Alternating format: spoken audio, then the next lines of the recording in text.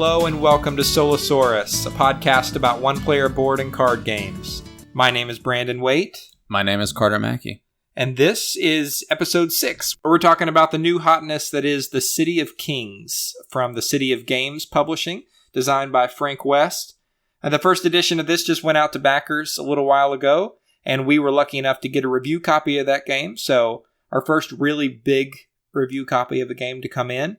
And we look forward to covering that for you because the game is back on Kickstarter now. So we want to give you an idea of how it plays solo to see if this is something that's going to be a good fit for your collection. But first, before we do that, we're going to cover the news like we usually do. The first thing I want to talk about today is Ape Games has Rice Dice on Kickstarter right now. This is a game from Philip Dubarry, and it's a dice version of Spirits of the Rice Paddy, which is an interesting game that is sort of a Euro-style, I think, worker placement farming type game that came out sometime a couple of years ago. You are trying to farm rice and divert water to the places where you would grow rice in a paddy. Right? Okay, so you're trying to make rice paddies and divert water to these places so that you can grow more and more rice. And then you're also utilizing powers from the spirits who live in the rice paddy. Okay, it never seemed particularly interesting to me. It seemed like a lot of work for a kind of theme that didn't really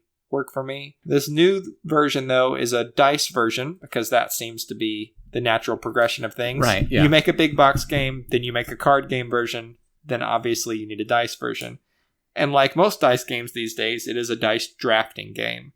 The interesting thing about this one that caught my eye is it's on Kickstarter right now, and Rahdo reviewed this game and specifically called out the solo mode in the game, which he doesn't do that often. Okay. And so it makes me think that it's got a promising one-player mode. So if you like a quick, solo-capable dice drafting game, you might want to check out Rice Dice from Ape Games.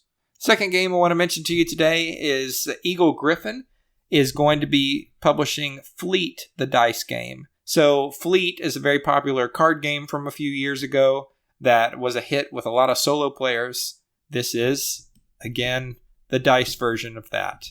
Mm-hmm. Only this time it's also a roll and write game. Have you seen many of these roll and write games? I haven't. I'm not super familiar. This is a trend for sure now where you get essentially a pad of paper that has a picture of a game board and you're maybe drafting dice or taking an action from like action selection type board and you're marking it with a pencil on this paper. Okay. And collecting resources that way. Okay. So it's meant to be simple and portable version of a Euro that cuts out a board and cuts out a lot of components. Is it kind of comparable to Roll Through the Ages? Yeah, Roll Through the Ages is one of the earlier roll and write games. Okay. Yeah. So looks pretty interesting, actually. The dice in this look fantastic. So if you like the idea of being a fisherman on a boat trying to collect lobsters and different types of fish, and you like roll and write games, this one I think would be worth checking out. It's supposed to be on the heavier end of roll and writes, which is also interesting because they tend to be pretty light, and it does come with an AI deck. So It's not just a simple beat your own score type thing. Okay. So fans of that may want to check out Fleet, the dice game. A third game we want to mention to you today is from Garp Hill. They are the ones who made Raiders of the North Sea, which is a very popular game, is now out in the US from Renegade Games. And this one made a pretty big splash. I think year before last, it was actually nominated for the Kennerspiel des Jahres, the more advanced category for the Spiel des Jahres Awards. And it's a worker placement game where you're placing Viking workers out to collect resources, but you can also make raids on villages in the north, and you can recruit Jarls or attack Jarls from other Viking clans. It looked interesting, but never anything that I was going to purchase because it doesn't have an out-of-the-box solo mode. Well, now they are releasing a solo variant expansion. Okay. So this is just a deck of 23 cards that's going to manage an AI player from the Shadow Viking clan that you're going to play against, which is very interesting. I contacted Garp Hill about this. They're going to be sending us a copy of this as soon as it's available. So we're going to have a review for you all coming about that one pretty soon. I think this one's going to be popular. Our fourth thing for today is that Luda Creations has Crisis, which is a sort of a futuristic worker placement style game on Kickstarter right now. This is a reprint, And I mention it to you because it does have an out-of-the-box solo mode, and because it's an interesting theme for a worker placement game.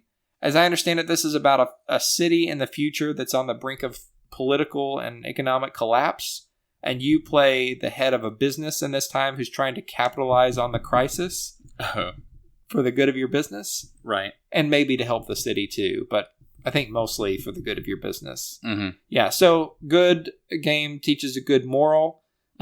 And it's going to have some kind of solo mode involved with it. I couldn't find any information about what that entails, like whether it's an AI deck or a beat your own score type thing, but It's only on Kickstarter for a little bit longer, so if you're interested in that theme, you may want to check that out.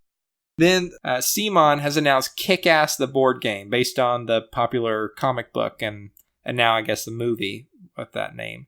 Right. So as I understand it, this is going to be a dudes on a map style co-op game where you are taking on the superheroes, or I guess they're not super, but the heroes from these comics trying to fight crime while also trying to maintain your social life. So this is a more interesting take than we've ever seen on a superhero game before. Right. You have to actually balance like showing up to work on time and hanging out with your friends with going out at night to fight crime. Right. And I think also you're trying to manage your social media presence at the same time. It's a really interesting idea from a company that is pretty consistently excellent at making good, solid, deep games with great production values. Yeah. And it has an out-of-the-box solo mode. It's going to play 1 to 4 players. So I presume that means you'll just take on 2 different characters. But I think a lot of people are going to be interested in this, and no release date on this one yet, but just keep your eyes open. My guess would be sometime around Gen Con. Yeah. And then finally, the big news for the week is that the City of Games has a reprint of the City of Kings, the game that we're reviewing in this episode, on Kickstarter right now. And we say that to you not because we agreed to review this during the Kickstarter or anything like that. It just happened to work out that we got a review copy of the game at this time. Right. And we want to try to get you a review now to let you know what we think about it and to help you make a decision about whether this might be a game for you. This reprint not only includes the opportunity to get the base game, which a lot of people missed out on, but also it adds a few new small expansions. So there are 2 different character add-on packs. Each pack adds 2 new characters to the game. And then there's also a hero miniature add-on pack. So if you don't like the standees from the first game, or if you just want to upgrade your copy of the game, you can now get some really great looking miniatures to take the place of those standees. And then there's also a side quest pack that comes with this. So you can add on just a bunch of new side quests to a deck that's already pretty large. So that Kickstarter campaign just started, so you should have plenty of time if you're listening to this when this episode first airs. Go check out the City of Kings on Kickstarter. By the way, every time I see the word Ancient Allies listed with it, I think Ancient Aliens and see that guy's face in my mind. Oh yeah, this is not the same thing as Ancient Aliens, but the expansion pack is called Ancient Allies. Right, okay. And some of the guys who are included in the Ancient Allies pack do sort of look like Ancient Aliens. Right. Or like the guy from the memes who talks about them. Right. All right, so that's all there is for the news this week. Check out all those games. Now we're going to get into the review, though, for the City of Kings. For those who don't know, City of Kings is from designer Frank West, who is in charge of the publishing house City of Games. City of Kings went on Kickstarter last year, was just recently delivered to backers. It's a 1 to 4 player game, and the solo mode just means that basically you control 2 characters as you go through the scenarios and stories in this game. In this game, the world has fallen to an evil figure named Vesh, and you are controlling heroes who are trying to complete quests and gather different resources with workers that your hero controls, and leveling up your character by fighting monsters. And you're doing all this in order to try to save the last and oldest city in the world, called the City of Kings. That's the basic idea behind the game.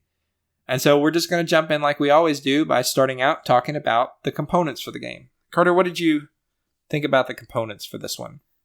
I really like the components. I like the components. I like the things that hold the components. Well, I guess we had a deluxe edition. Yeah, we should say right from the beginning, we have the deluxe edition of this game, which I think a lot of backers opted for during the first print run. So The difference between the deluxe version and the standard version is you get a bigger box, which I'm going to tell you right now, you need the big box. If you were trying to cram this into the other size box, which my copy actually came with both sizes for whatever reason, it would be really hard to get all this back into that. So it comes with a bigger box. It comes with a few extra different enemy standees, which don't actually affect gameplay at all. So those are pretty unnecessary. You don't need those at all. It comes with some upgraded little wooden tokens for the resources. Those things are sweet. Yes. Brightly colored, beautifully cut. They just look fantastic. Comes with these plastic dividers that holds all the different tokens and standees and everything in the game. And that's what you were referencing when you said, I like the things that hold the components. Right. Well, I mean, what I like about it, and there are some other games that do this, I think, maybe. It just has a clear plastic cover that goes over it, so you can easily stack things on top of it. Things won't get kind of bounced out.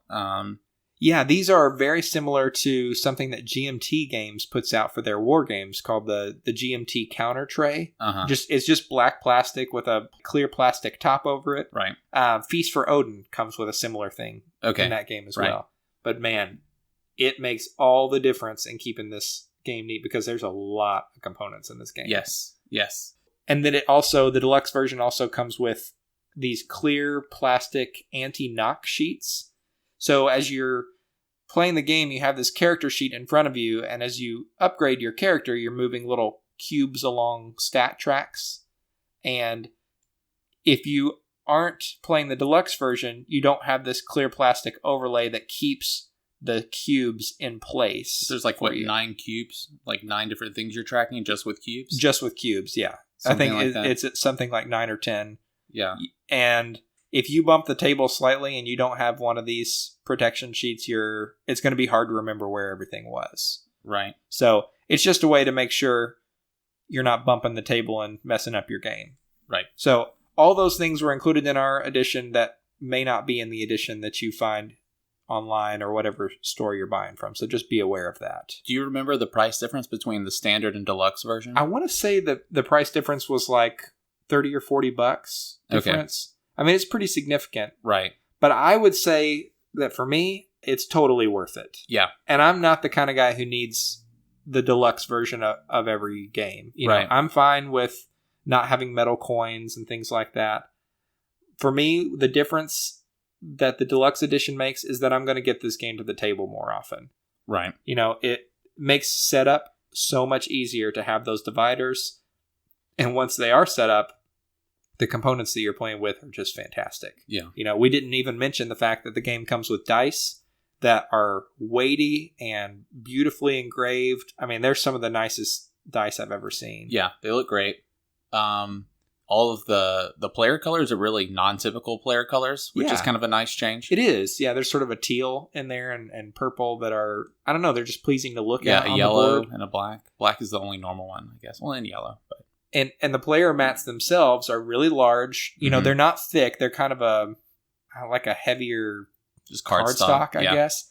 But they look fantastic because they're so large. You can see the art on it very well. And, you know, so there's lots of color on the board. Everything's pretty bright. Yes. And this game does something interesting where it opts for standees instead of miniatures. Yeah. And a lot of big games like this would go for miniatures because that sells on Kickstarter big time. Right.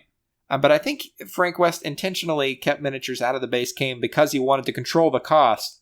And I thought that was an interesting decision because they look great. The standees in this game look fantastic. Yeah.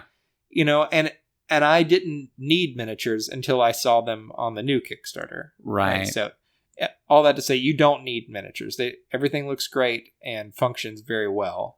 Right, and they're like, I don't know, they're like different size based on like the character type. I mean, like the Rockman is 3 times as wide as some of the other characters based on the art. So I mean, it's like, I don't know, it's easy to identify which character is which. Yeah, that's true. So, and while we're talking about components, we should also mention too that there are these bags that come, I think even in the standard edition, these cloth bags that are embroidered that keep the different easy, medium, and hard enemy tokens separate. Yeah.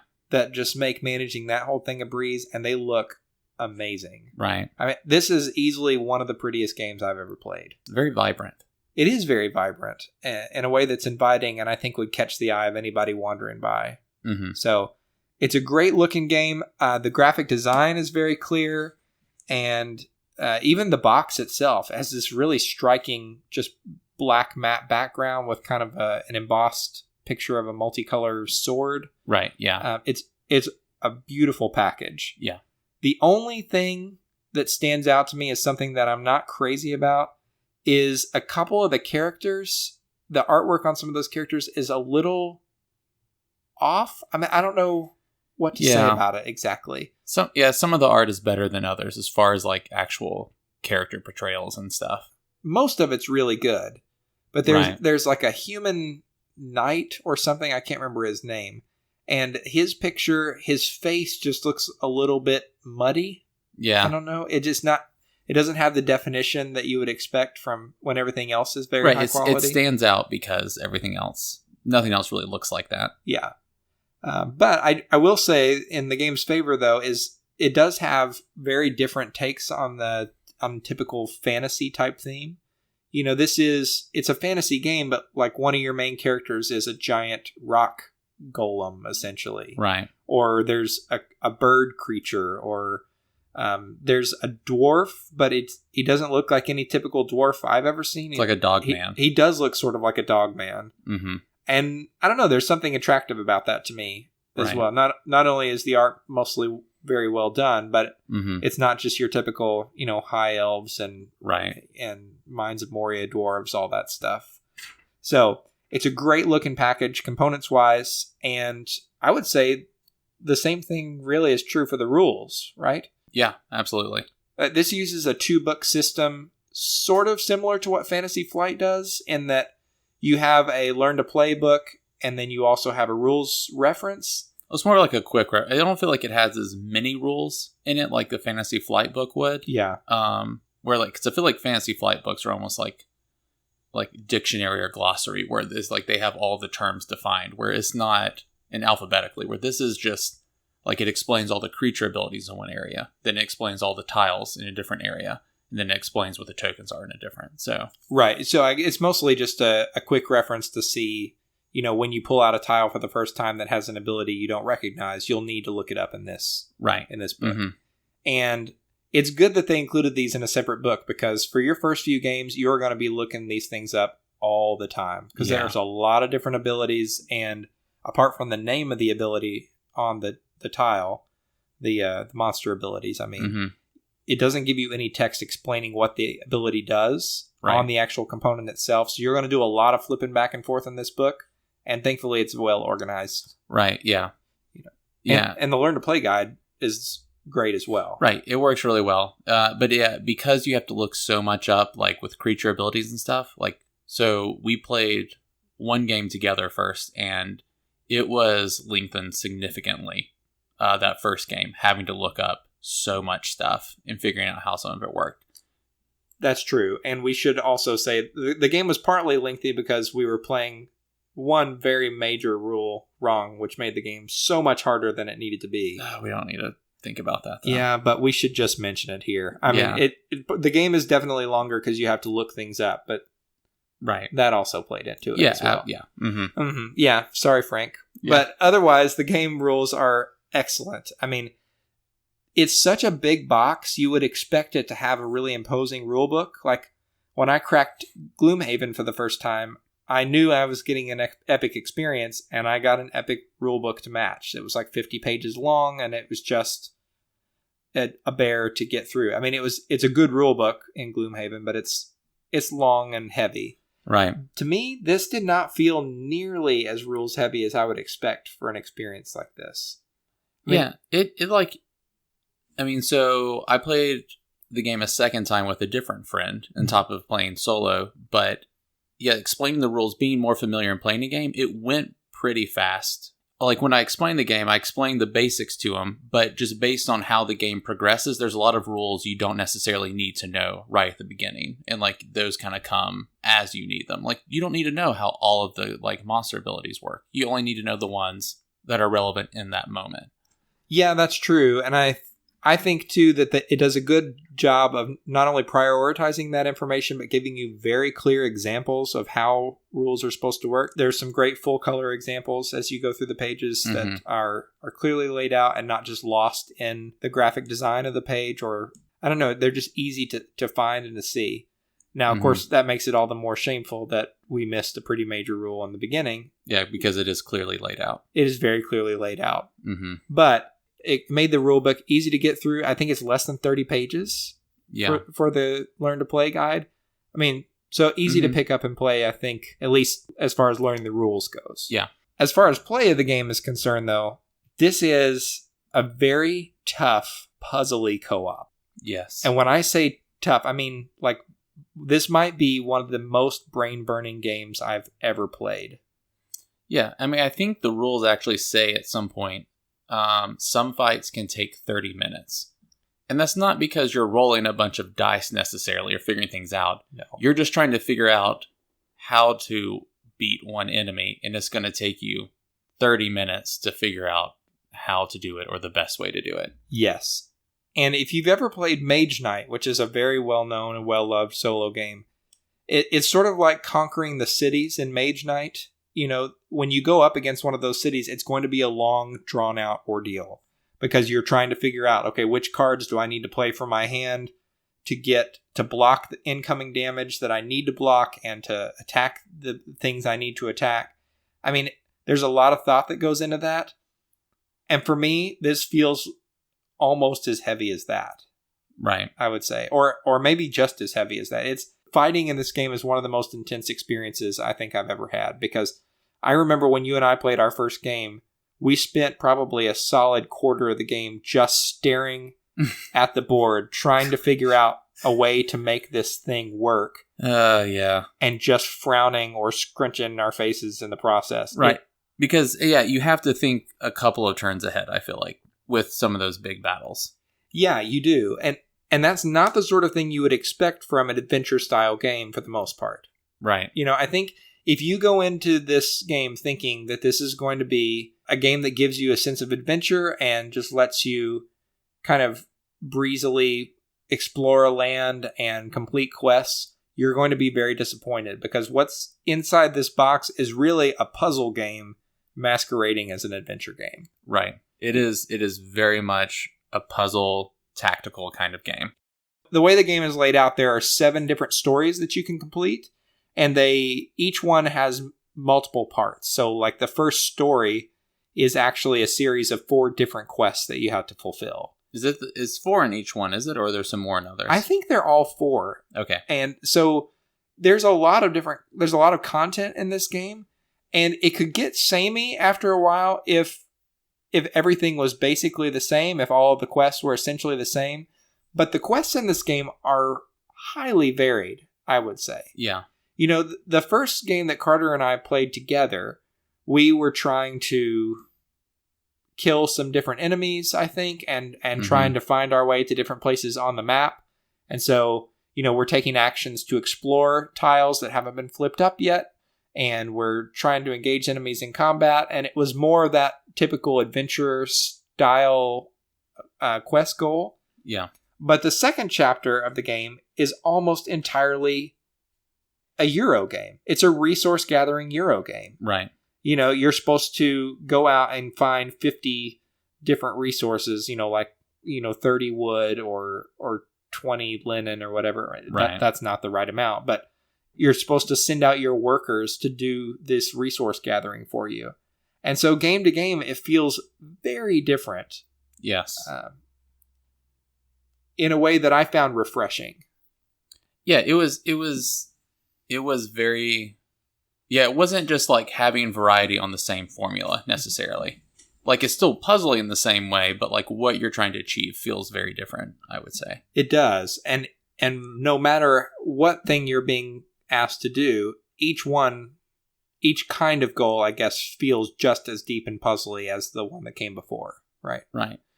Okay, so I know there's what, 4 main mission types? Yeah, so there's killing creatures, there's resource gathering, there's an escort mission, yes, I believe, and then I'm not sure what the other mission type is. I can't remember. Did you play any of the Because you played a scenario also. Yeah, I tried to play through a few of the stories and some of the scenarios to get a feel for all of the different mission types, and I did play through all the different kinds. I just can't remember what it was. Right.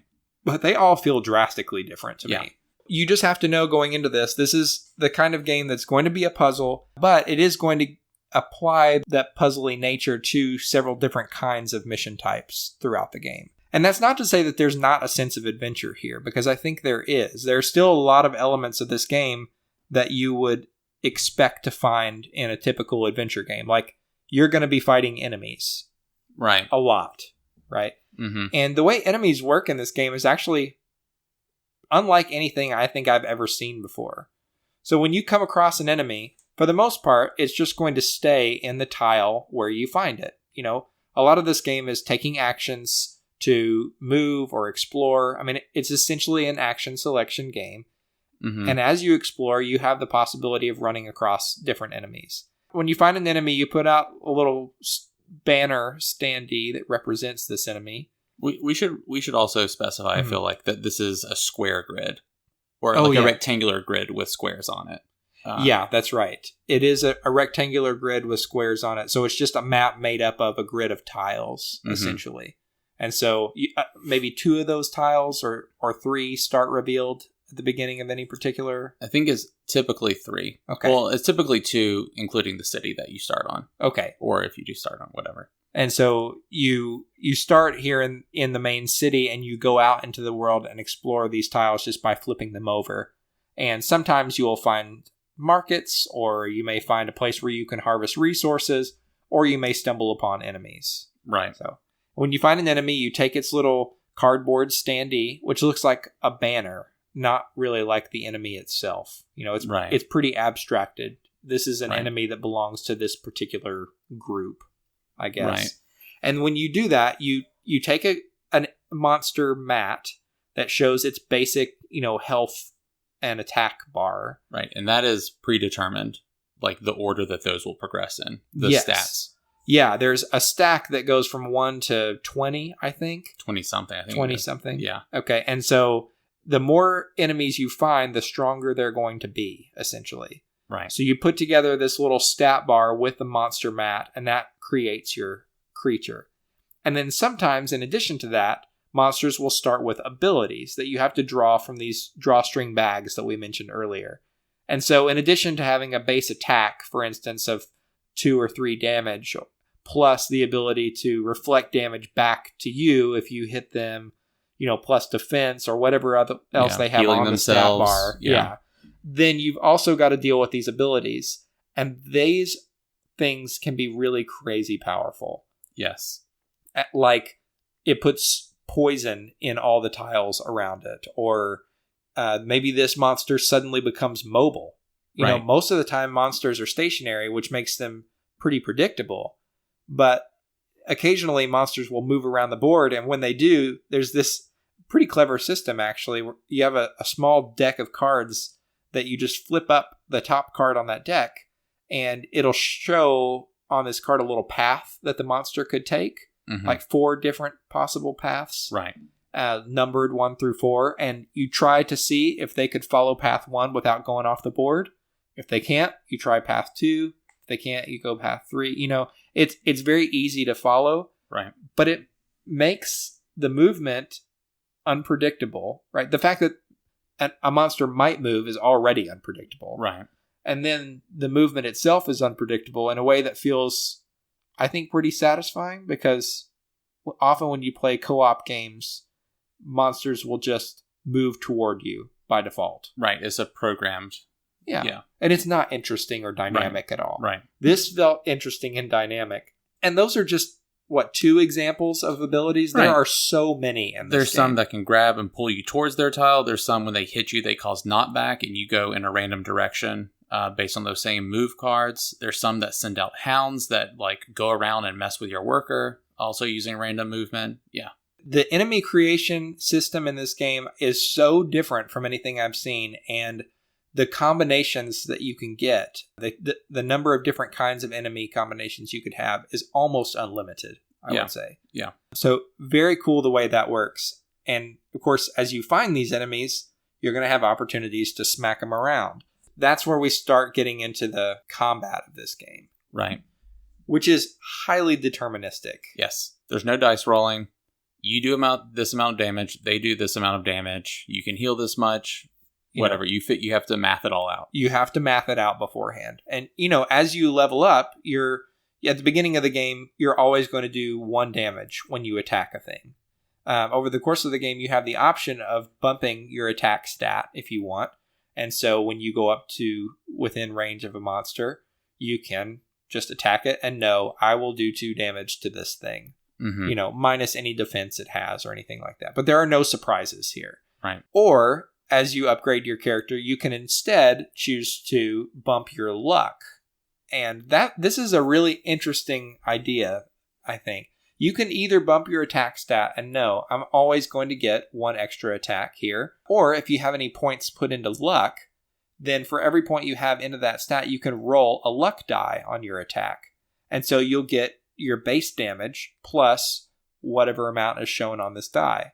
Which on one side of the die is just no bonus, right? But on another side, you might get 2 extra hits or 3 extra hits. Or on one side, it's an extra 50% damage. If you're upgrading your luck and your attack stats, you can be doing some pretty crazy damage throughout the game. What's interesting to me about the system is you choose whether you want to have any luck enter into it or not. Right. And I don't think... Have you ever seen anything like that before? No, it's nice, like, if you can do that. And I feel like luck is... so, like, if you roll a luck die, there's only a 33% chance that nothing will happen. Right. And so that's good odds that you'll get some kind of extra bonus to it. And the fact that it'll apply to either healing or attack is nice. And it's very positive, I feel like. Yeah, it is, because there are definite benefits to going with a deterministic style of combat in a game, meaning that you don't necessarily feel hosed by anything but your own intellect if you lose a battle, right, or your own preparation. But you lose out on the drama of rolling dice to resolve combat. Right. In this game, you can have both if you want. Right. And that is so rare. I really love that they decided to do that here. Yeah. And killing monsters is not only going to be a way that you manage your movement around the board, because as monsters pop up, if your worker is in a spot with a monster, it's going to be trapped until you can kill the monster and free it. But also, the monsters severely limit where you can go because they attack sometimes 2 to 3 tiles away from themselves. Right. And you need to be able to move around this board and gather resources and find the tiles you need to find. And so if these things are out on the board, if there are 2 or 3 of them out, it becomes almost impossible to move. Yeah. Without dying. So you need to be killing them for that reason. But then also, this is how you get experience points. And that's where we get into the level up system in the game, which I thought was fascinating, because whenever somebody kills a monster, you gain experience points, and those experience points are shared on a track that's applicable to all players. Right. Yeah. It's just group experience, and it's immediate whenever it happens, which is just very nice. Yeah. You don't have to go to town to level up or anything like that. It's eventually you will pass a place on this XP track that says, okay, you can bump one of your stats by 1. Right. Which seems like a small thing. And it is sort of. I mean, it's a slow progression system, but it feels huge when you can bump your attack by 1. Right. When you're suddenly smacking somebody around for 2 for every hit instead of 1, it suddenly makes the game not seem so crushingly difficult. Right. Yeah. It has definitely a feel of acceleration with that, and then just being able to get more gear, which increases your stats. Because gear is just straight stat bumps. There are different things in this game, like shops and things that can appear out in the world that put gear cards into a market. Right. And this game is unique, I think, in that respect, that sometimes your reward for a quest is getting a piece of gear into the market. You never just get gear for free in this game. You always have to pay for it with resources. Yeah. So you're working just to have the opportunity to buy a piece of gear. But it makes sense when you see it, because buying one piece of gear can potentially increase like 3 to 5 stats by 1. And normally you might have to kill 2 enemies to be able to increase 1 stat by 1. So getting those is a big deal. Right. But I think that means that in the beginning of the game, it feels a little slow getting started as far as the level up process is concerned at first, because you're only increasing one stat by 1 point, for instance, but then it snowballs pretty quickly, because as soon as you have increased a couple of stats by 1, then you have the ability to buy gear pretty easily, as long as it's in the market. And then once you can buy a piece of gear, then you're really rolling, I think. Right. And with most of the story missions, as they progress through, you're starting out with more experience and more levels from the get-go, but also the monsters start at a higher level. But so you're not going to be able to level up and get as powerful in those first games. But by the later games, you're going to be able to get to those higher levels and have access to more powerful skills and things like that nature. Which is nice, because in those first few stories, it does feel a little limiting to know I'm never going to make it, to the highest possible level that I could reach. Right. It does feel like, okay, I'm going to gain a couple of levels, and that's where I'm going to cap out for this kind of mission. Right. But that means there's new content to explore down the road, I think. Yeah, absolutely. And so that's an interesting system. The other piece of leveling up that's interesting is not only do you have the option of bumping stats for yourself, like your own health and your own attack or your own range, so that you can hit enemies from further away. And then in addition to bumping those stats for yourself, you also have the ability to bump stats for your workers. Right? So you start the game with your hero and then one worker. And your hero can go out and explore tiles and fight enemies and fulfill quests, but your hero cannot gather resources. Only your worker can do that. Right. And so in addition to, bumping your own stats, there's this really unique mechanism where you can say, I want my worker to be able to move 3 spaces with a single move action. And when he tries to scavenge something, I want him to be able to scavenge 3 somethings instead of 1. I mean, right. It's a really interesting way to handle that level up system. Yeah, absolutely. For the games that I played by myself, we beat story 1. That first game that we played together. Yeah. And I think you won the games that you played? After that first game that you and I played together, I played the game solo twice right after that. The first game I won, the second game I lost. But it was pretty close, I would say. Okay, so for the I played 2 games in about an hour and a half, and they went real wrong. Really? So for the first game was probably over in about 15 to 20 minutes. Like, it was based on the map tiles that were laid out. They just happened to fall in the wrong places. That made it very difficult. And I maybe could have gotten through it. Well, I mean, I know I could have gotten through it, but it would have been, this was within the first couple of turns of the game, and the chances of me being able to recover from those deaths, because there's a couple of conditions that lose you the game, that would just put me in a really bad position that I'm probably inevitably going to lose. And the second game lasted a little bit longer, but when I was collecting resources and rolling the die, I just kept rolling really, really bad and just was not collecting resources fast enough. And so it eventually just got to the point to where it lasted much longer, but it was just very clear that, okay, I'm hard. And this was only in the second chapter of 4 that I was only able to get to, because everything was just becoming so elongated, or with not being able to make meaningful progress because of dice.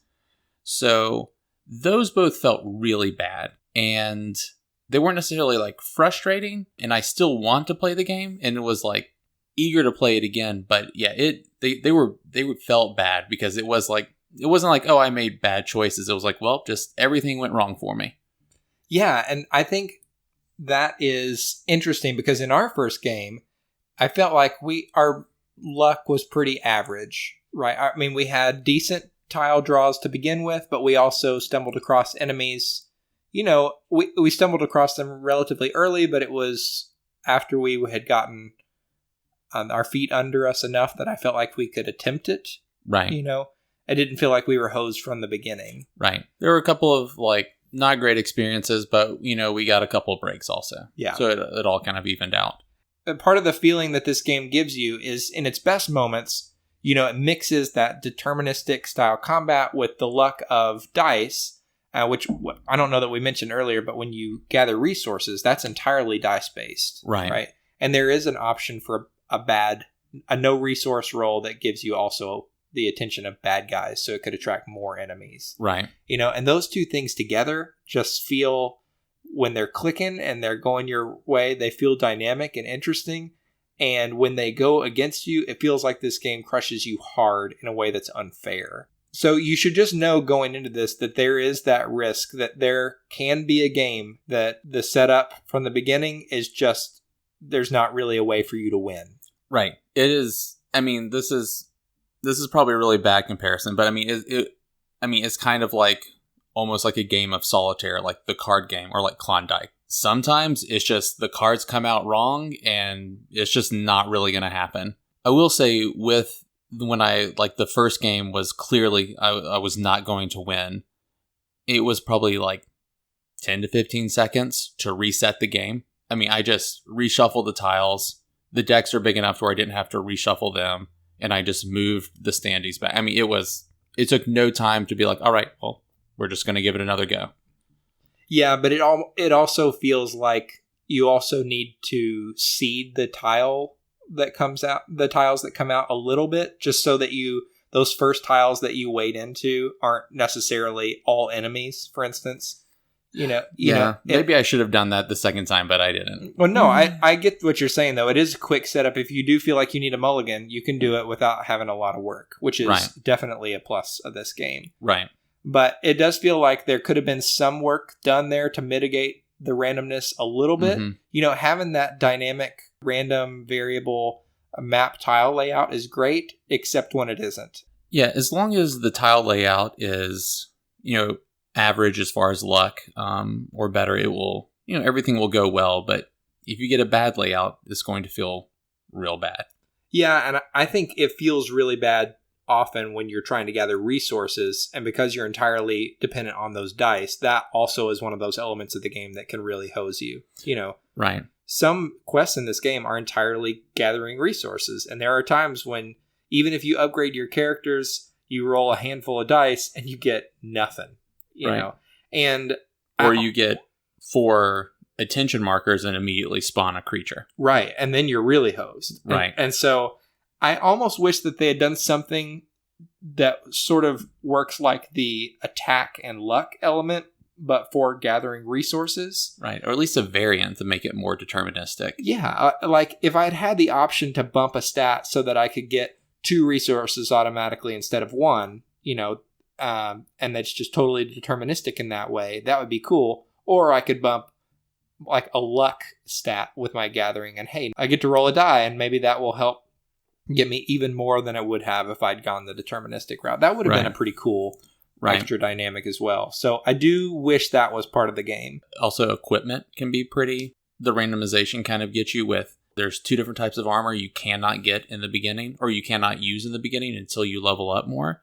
And if you draw all of those types of equipment cards, there's nothing you can use. And I mean, next time I do it, I will probably house rule that if those cards get drawn, I just put them on the bottom of the deck and draw something new. Yeah, because it feels really bad when you get a piece of armor added to the market as a quest reward and you pull all things that you can't use. Right. I mean, that really stinks, because you need equipment in this game if you're going to succeed. Yeah. It's much more powerful than leveling up. Right. So I would say, though, that for all of those things, there's definitely some negatives with balancing that deterministic stuff and the randomness. But overall, I think it feels good. Yeah, I think it's not swingy in that, like, 50-50 chance this will either go good or bad. But it's just, it can go bad, and when it does, it will feel bad. And when that sort of thing happens in a game that's 2 hours long, like this one can be, that makes a huge difference when compared with, if it's a 10 to 30 minute game with a lot of randomness, I don't really care that much. Right. But I do care when I'm investing 2 hours and I feel like I'm getting hosed by things I can't control. Right. So you should just know that going into this game, you can get a feeling from this that's similar in scope and epicness, I think, to something like Mage Knight.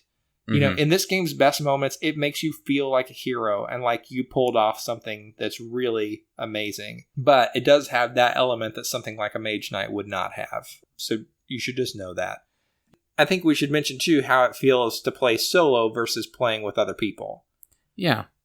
I mean, my take was it feels very, very similar. It's, for me, the difference felt having another person to help solve the problems with. Yeah, I mean, just controlling one character in a multiplayer game, like our first game was a two-player game, you certainly have plenty of things to focus on with just one character. Yes. Right? And so that experience does feel good, but it doesn't feel burdensome to me to control two different characters. No. Like you said, though, the thing that's missing is you just want... It's like working with somebody on a math problem. On a difficult math problem. It helps if there are two sets of eyes on the problem. Right. I think you certainly lose that when you play solo, but as long as you're the kind of person who enjoys a solitaire type experience and likes puzzling through problems on your own, I don't think that's going to be a problem for you. Yeah, not at all. I mean, nothing about the gameplay is going to change other than you're controlling two characters. Right. Which, I mean, there's other games, a lot of cooperative games are like that. Yeah, and I typically don't like that because it makes you... I like to get attached to a character. You know, I want to identify with that character as I go through the game. But this game is a weird mix of highly thematic, kind of epic adventure style game and an abstract game, almost like an abstract puzzle game. Right. And so the reason I don't mind playing two different characters here, and I think it really works as a solo experience, is because you're not going to get attached to your character anyway. No, not at all. It's the theme is there, but it all boils down to an abstract game. You're moving chess pieces around a board that have special abilities, and it has a tactical element, and yeah. Yeah, and I mean, there's a thematic look to the game, certainly, and I think if you want to make a deep dive into the lore, there's a book available, maybe through the Kickstarter now as well, that will explain some of the lore behind these things, and there's some text on some of the back of the player boards. And so if you really want to look for theme, you can find it there, but moment to moment, it doesn't feel like that. No. And so that's part of the reason that normally I want more theme in a game, but for this kind of experience, I think it works really well. Yeah, I mean, aesthetically it's enjoyable, but I don't really necessarily get the theme as much. And so I would say I enjoy the aesthetics and I enjoy the feeling of leveling up a character and becoming more powerful. But I don't feel attached to a hero. Right. That's a good way to say it. There's still adventure to be had here in the puzzle. Right. But you don't feel attached to the theme in a personal kind of way. Right. Yeah. And maybe it's time now just to go ahead and talk about the things that we liked and didn't like about the game. The good, bad, and the ugly, like we typically do.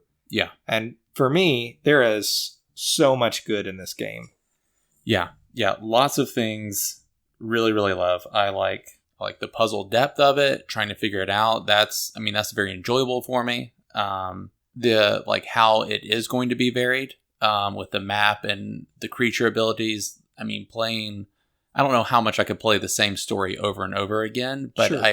I mean, just playing that first story more than once and the second story twice. Yeah, it feels very different, I would say, or just how it plays out. Yeah, and I would say, too, that the addition of those scenarios, which I know you didn't get a chance to try out, right? Those are great because if you don't have as much time to play, a scenario is actually much quicker than playing a full story because it's essentially like a quarter of a full story. Oh, yeah, right. Yeah, so you just have one objective to fulfill, and you have several of those included in the game at different difficulty levels, so the replayability on this one is off the charts. I mean, we didn't even mention quests in this game. You know, you can pick up side quests, and there are tons of them included in here. Mm-hmm. Which some are dexterity based, which is a strange addition for this game in my mind. Yeah, I didn't even come across one of these until you mentioned it to me before we started recording. Like most of these quests are go and collect 5 resources and take it to the city, or make it to this map tile. Pretty standard stuff, right?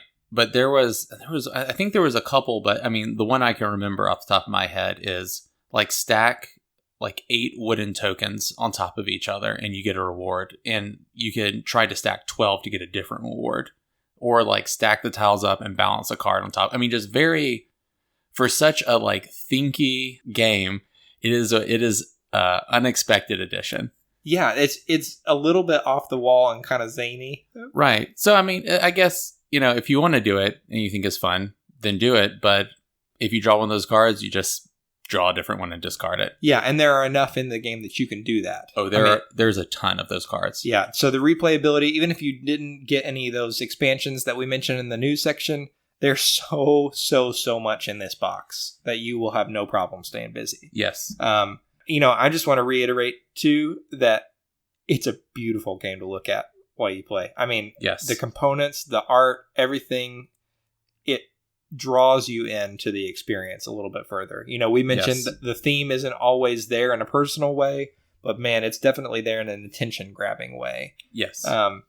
And the thing I like most about this game is that it feels unlike anything else I've ever played before. Yeah, it has. I can't really think of anything comparable, and it's got a lot of really cool little mechanics that work together that are enjoyable. It's definitely a kind of game that after I play it, I like keep thinking about it after the fact. Yes, and one that I had the same experience with solo as I did multiplayer. Yes. After Carter and I played our first game, I played another scenario on my own, and I was just flabbergasted by how different it felt from the first one. And I didn't do as well as I'd hoped, and it took me a while to fall asleep because I was laying in bed just thinking, okay, I could have done this thing differently. Maybe tomorrow, if I have a few minutes after work, I'll try to set it up and get started. I mean, it just has captured my imagination more than any other game in recent memory. So, I mean, highly replayable. It's deep. It's beautiful. I love the different mission types and how varied those are. Almost entirely good for me. But there are a few things that are bad. Yes. For one thing, I'm going to add here, it is a pricey game. I know that they tried not to include miniatures in the base game because they want to keep the cost down. But you're still looking at least $100 game. I think it's $130 for the deluxe version. And the components are super nice, but it's still $130. Yeah, that is a lot of money. Not an unwarranted amount of money for what you're getting. But, man, I mean, it's a lot of money for one experience. Or not one experience, but for one game. Yes, it is. I do think you're going to get a lot of gaming experience out of the box. I do think it's, at the end of the day, worth the money. I mean, we can have a long conversation about what constitutes making a game worth your hard-earned dollars. But I think what you get here is certainly worth it. But just know it's expensive. Yes. And some of the artwork, like we mentioned, is a little bit off. And for a game that does cost that much, those pieces stand out in a way it's not distracting necessarily, but it does make it's an unnecessary blemish on an otherwise really great looking project. And I guess for some people, and at times for me, it is heavy to the point of being burdensome.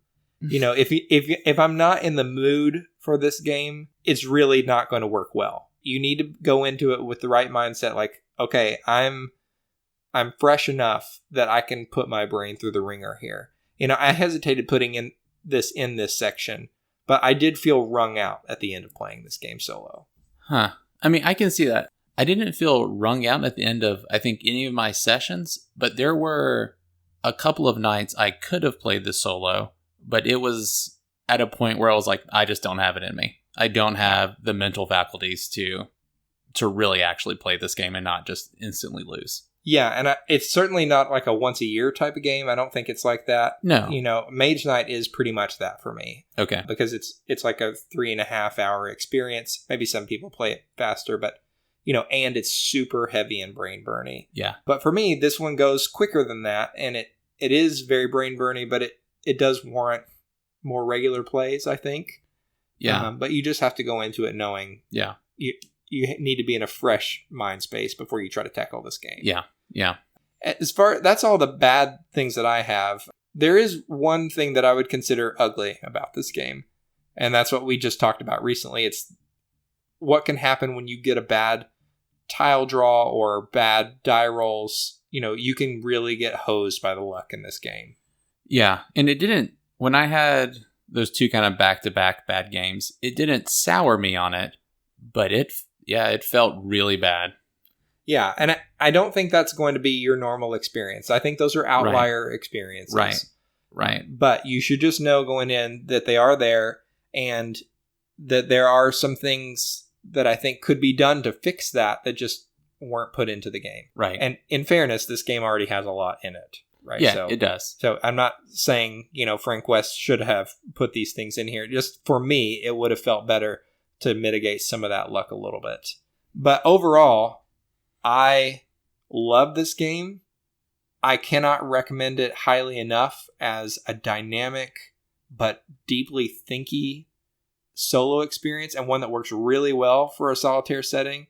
It looks great. It's easy for me to get to the table because, and we should say again, we have the deluxe version, but because of that divider system that's in there, this is the whole package for me. This might be a top 5 games ever for me. Yeah, I don't know if it would be in my top 5, but I also really, really loved it. Whenever I keep thinking about a game after the fact and thinking about how I could do things differently, what I'll do the next time I play, this is definitely that kind of game for me. So we are going to give this game the Solosaurus stamp of approval. Yeah. And happily so. So this is going to be the second game to get that.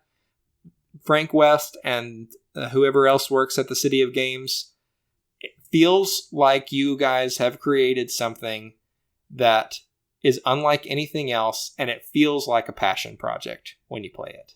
Yeah. I think I read somewhere that he put 3 years worth of work into this game. That's a good bit. It feels like it when you open the box, though, yeah. right? Because it feels like somebody just dwelled on this for forever and poured themselves into it. And, man, it's such a great experience. If you can get your hands on it, if you have a chance to go check out the Kickstarter, if you're hearing this now, definitely do it. Seek it out. Because if you can look past the possibility of a bad deal from the beginning or the bad die rolls when you're trying to gather resources, you're going to have an experience with this game that you can't have anywhere else. Yeah. That's all we've got for you this episode. Until next time, check us out on Facebook at facebook.com/Solosaurus. If you haven't done so yet, check us out on iTunes too. Leave us a review there. The more reviews we get, the more people come and subscribe to that podcast, the more that we can do for this show and more coverage we can give to solo games. So stop by and give us a review there. If you want to send us a question or a comment, you can email us at solosauruspodcast@gmail.com. And you can also follow us on Instagram. Our handle is @Solosauruspodcast, where you can see pictures of whatever games we're playing or what games have just arrived at the house. So follow us on those places and learn more about what we're doing. Until next time, I'm Brandon Waite. I'm Carter Mackey. And this is Solosaurus.